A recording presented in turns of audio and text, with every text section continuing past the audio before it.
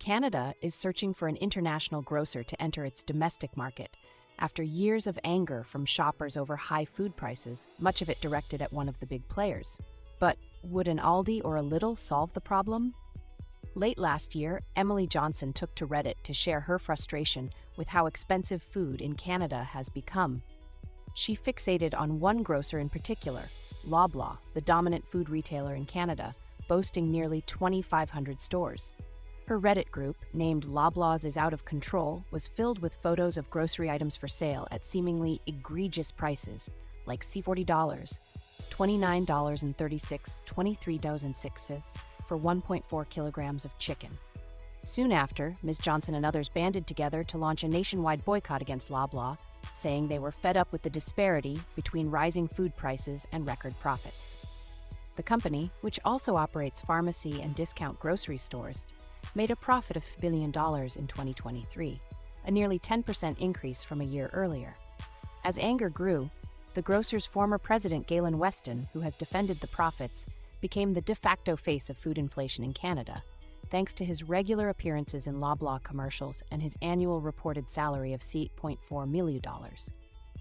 Some even began selling T-shirts featuring a spoof Loblaw logo, which were met with copyright infringement complaints from the grocer. The boycott, which began in May and is set to continue indefinitely, has since sparked a national conversation on how groceries in Canada are priced, and why a company like Loblaw continues to be profitable as more Canadians struggle to afford food. It has also ignited political pressure and scrutiny on the grocery practices of not just Loblaw, but other major grocers in the country. Groceries did not used to be such an issue, but the prices have skyrocketed this past year, so we're going without anything frivolous. Tara Suffel, a 49-year-old single mother of two living in Toronto, told the BBC. A $200 shopping spree used to feed Ms. Stuffel and her children for the entire week, she said. Now it barely covers lunch ingredients and much-needed pantry items. We can't really afford much meat, and our main protein is now eggs, she said, adding that she, too, is boycotting Loblaw. In response to frustrated Canadians like her, Canada's Federal Innovation Minister has since taken several overseas trips to woo an international grocer to set up shop in Canada in an attempt to increase competition and therefore drive down food prices. But experts say that any foreign grocer looking to enter Canada's market faces an uphill battle to distinguish itself from existing players, and that the country's unaffordability crisis may require a more complex fix. Loblaw has responded to the boycott by saying they remain committed to be the retailer of choice for Canadians. In a statement to the BBC, the company added that it was doing what it could to fight inflation and plans on opening more discount stores to make affordable food more accessible. Prices in Canada v. UK v. US. Like many other countries, Canadians saw the cost of living go up after the COVID-19 pandemic, thanks to supply chain issues and labor shortages. Although food inflation in Canada peaked at a lower mark, 11.4%, than in the UK and US, according to data by the Organization for Economic Cooperation and Development, the overall figure does not tell the whole story. A price comparison between the three countries of some everyday items suggests Canada is indeed more expensive for some of those regular shopping basket contents. Canadians are also grappling with a currency that is plummeting in value compared to the US dollar, which has impacted both the price of food imported from the US as well as Canadians' overall purchasing power. Rising interest rates, coupled with higher rent and home prices, have also pinched the wallets of many in Canada. People are feeling the rising cost of food because they are also feeling the rise of mortgage payments and other things, said Jordan Labelle, a marketing professor with expertise in the food industry at Concordia University in Montreal. Another issue is the heavily consolidated nature of Canada's grocery market, said Prof. Labelle.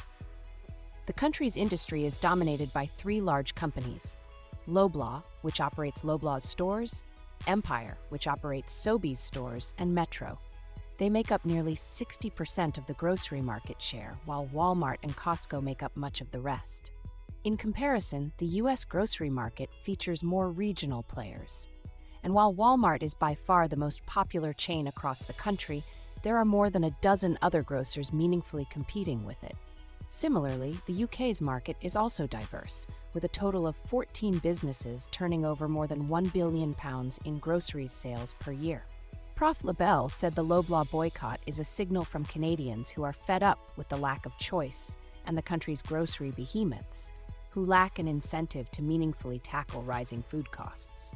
Calling Aldi and Lidl, François-Philippe Champagne, Canada's Minister of Innovation, Science and Industry, has been tight-lipped on which international grocers he has been trying to court. But government documents obtained by the Wall Street Journal in April have named 12 potential stores, including Germany's Aldi and Lidl, France's Les Mousquetaires, and other companies from Turkey, Spain, and Portugal. Discount supermarket chain Aldi already has nearly 2,400 stores in the US. It is also the UK's fourth largest supermarket. Its chief competitor Lidl has a footprint in the UK and the US as well, though a smaller one than Aldi. Despite their popularity in other countries, retail experts say entering the Canadian market comes with its own unique set of challenges. The classic mistake all foreign retailers make when coming to Canada is that they think it is the 51st US state, said Amarinder Singh, a senior director at consulting firm Kantar. In reality, Canadian shoppers are very different, he said. Their needs vary regionally, he said, whether they live in Atlantic Canada or in British Columbia, or whether they call a major metropolitan city like Toronto home. Canada is also a highly multicultural country, with 20% born elsewhere, and a national grocer must target them to find success, Mr. Singh said. Another factor to consider is that Loblaw's Strong Loyalty Points program covers 40% of Canada's entire population. The issue is how you engage the shoppers and how you steal the share from the Loblaws and Sobeys and Metros of the world who have such a strong grasp on this market, said Mr. Singh. Some have said the minister's international tour is a bit of political theater ahead of a consequential election for Canadians where the ruling Liberal Party is significantly lagging in the polls. Going after a big player, you have meetings, photo ops, it looks like you're doing something, Prof. Loblaw said. A spokesperson, Canada's Department of Innovation, Science and Economic Development, Riyad Nazir Ali, confirmed to the BBC that Minister Champagne has spoken to foreign retailers about possible investments in Canada, but no further details.